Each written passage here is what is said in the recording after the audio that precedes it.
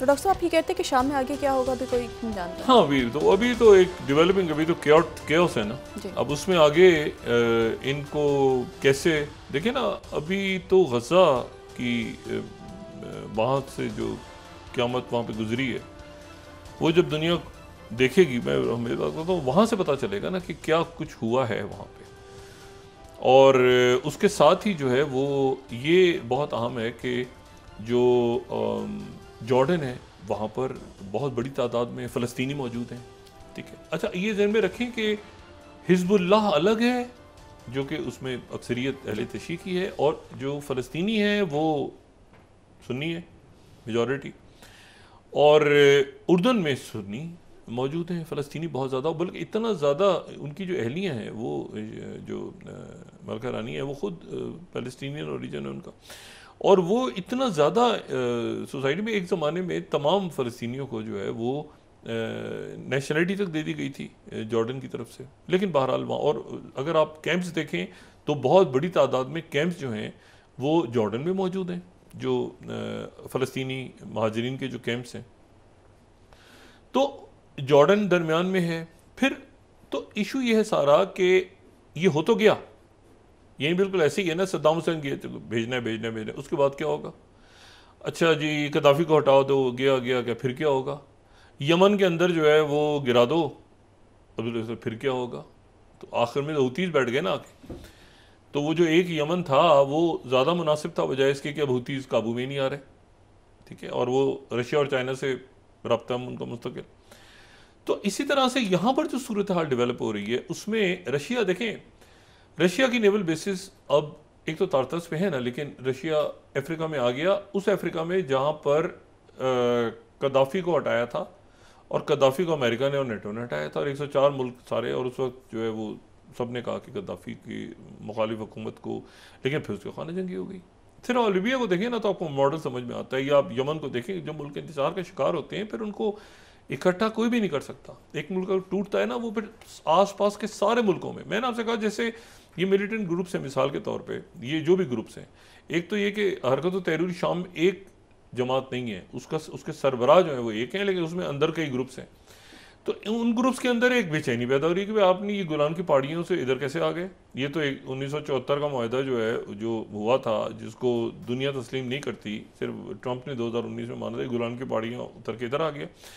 अच्छा, जो अरब न्यूज़ है उन्होंने आज 11 स्लाइड हम देखें कि Syria de facto leader not interested in new conflict despite Israeli attacks, यानी वो इसराइल के साथ, यानी वो हर तरफ हरकत कर रहे हैं, हरकत तहरीर शाम वाले सवाए इसराइल के अलावा हर तरफ हरकत कर रहे हैं वो।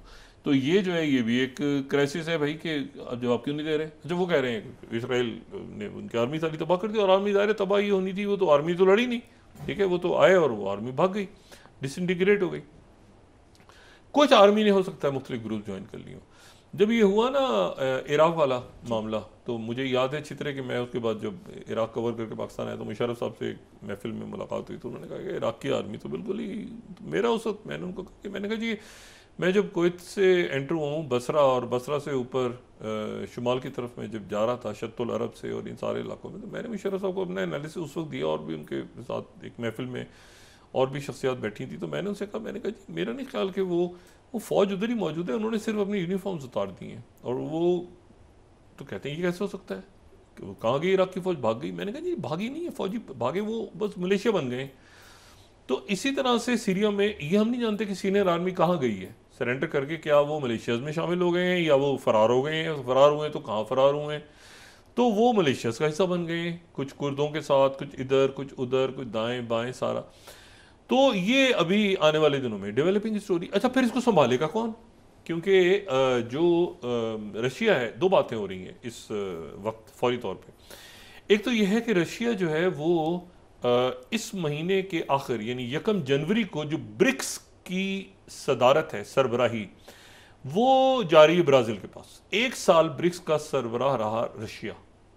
ठीक है, प्रेसिडेंट पुतिन उनके पास सदारत रही, और अब रोटेट होके वो 1 जनवरी से ब्राज़ील के पास चली जाएगी। यानी ब्राज़ील में 1 जनवरी के बाद आपको पूरे एक साल 2025 का जो एक साल है, तो ब्राज़ील में आपको ब्रिक्स के ममालिक नज़र आएंगे, उनके सरबराहान का इजलास हो रहा है, उनके वज़राए ख़ारजा मिल रहे हैं, उनके मुख्तलिफ लोग मिल रहे हैं, जो ब्रिक्स की एक्सपेंशन हो रही है वो वही हो रही है, बोलीविया और क्यूबा उसमें आना चाह रहे हैं।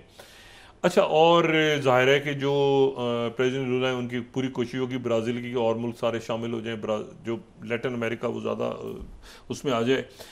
और साथ ही जो प्रेसिडेंट पुतिन है वो साइड पे होके उन्होंने कहा अभी इसको इधर ही छोड़ दो, जो ये रौला रप्पा इधर छोड़ के साइड पे हो जाओ, क्योंकि वो उनके लिए यूक्रेन बड़ा इंपॉर्टेंट है, यूक्रेन बहुत इंपॉर्टेंट है। और वहाँ पर दो जगहों पे हंगामे हो रहे हैं, दो जगहों पे इस वक्त आप समझें कि उसको जो भी नाम दिया जाए, लेकिन जॉर्जिया में प्रो रशियन प्रेसिडेंट जीत गए इलेक्शन जॉर्जिया में। और उसके बारे में जो गार्डियन है वही कह रहा है कि Georgian law makers elect far right anti west hardliner as new president. अब ये जो प्रेसिडेंट है उनके जो जॉर्जिया में जीते हैं, तो ये जो केविलाशविली ये जो हैं ये पहले फुटबॉल खेलते रहे हैं और वहाँ पर जो हैं ये ईयू के ख़िलाफ़ हैं, और ये जो है ये तो इसको सीबीसी न्यूज़ जो है वो इस तरह कह रहा है, नेशन वाइड प्रोटेस्ट हंगामे भी हो रहे हैं in Russia as are a battle for the direction of the country towards Europe और रशिया। अच्छा, तो यानी जॉर्जिया में हंगामे हो रहे हैं, वो रोमानिया में जो प्रेसिडेंट इलेक्ट हुआ था वो प्रेसिडेंट जो है वो इलेक्ट जो हुआ था वो दूसरा राउंड हो नहीं सका, वो प्रो रशिया था, तो वो उन्होंने कोर्ट ने कर दिया, लेकिन रोमानिया में भी वो और वो उधर कब्जा होता जा रहा है, होता जा रहा है, होता जा रहा है, होता जा रहा है। शी जिनपिंग शायद ट्रंप की दावत कबूल ना करें, अभी तक जो चाइना से इतलात आ रही है, ट्रंप ने उनको बुलाया है 20 जनवरी को, लेकिन शायद ना जाएं। और दूसरी जो बात है वो इंपॉर्टेंट ये है कि जो साउथ कोरिया के जो प्रेसिडेंट है वो मुआवजा तो हो गया, अपना अहदा उन्होंने छोड़ दिया, जो वज़ीर आज़म नए आए हैं वो इलेक्टेड नहीं है, और अभी मुआवजा हो गया, लेकिन जो आखिरी फैसला है कि वो सदर रहेंगे नहीं रहेंगे वो अदालत करेगी। जो मैंने पहले भी बात की थी पहले भी कि मुआवजा अगर हो जाता है तो ये पूरा केस जाएगा उनकी सुप्रीम कोर्ट के पास। सुप्रीम कोर्ट में से के 9 में से 6 जज जब फैसला कर देंगे कि ये आदमी सदर नहीं है, तो फिर वो सदर नहीं रहेगा। तो अभी कायम मकाम सदर तो बन गए हैं उनके जो वजीर आजम है, और वो काबिल कबूल हैं कंजर्वेटिव्स को भी लिबरल्स को भी, लेकिन यह है कि जो हतमी फैसला है वो वहाँ की सुप्रीम कोर्ट के फैसले से मशरूत है। अब एक गुफप है वहाँ पे कि अच्छा, सियोल की तरफ से, जनूबी कोरिया की तरफ से आज रशिया कांटेक्ट हुआ है कि जी आप ये बराए करम ये नॉर्थ कोरिया और इस पे इस वक्त कोई क्राइसिस हमारे मुल्क में चल रहा है, तो उन्होंने कहा नहीं कोई क्राइसिस नहीं है। कीव वाले कह रहे हैं कि नॉर्थ कोरिया है, वो नॉर्थ कोरिया मौजूद है और यूक्रेन में लड़ रहा है और वो वहाँ पे इशूज़ हैं सारे।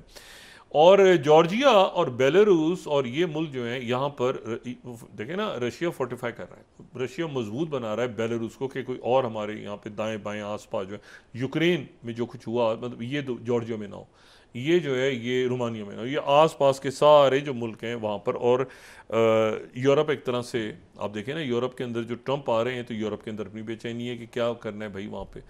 और इस इंतहाई सेंसिटिव मरहले पे फ्रांस के अंदर उनके वज़ीर आज़म कितनी देर सस्टेन कर पाते हैं, जो इटली की वज़ीर आज़म है वो।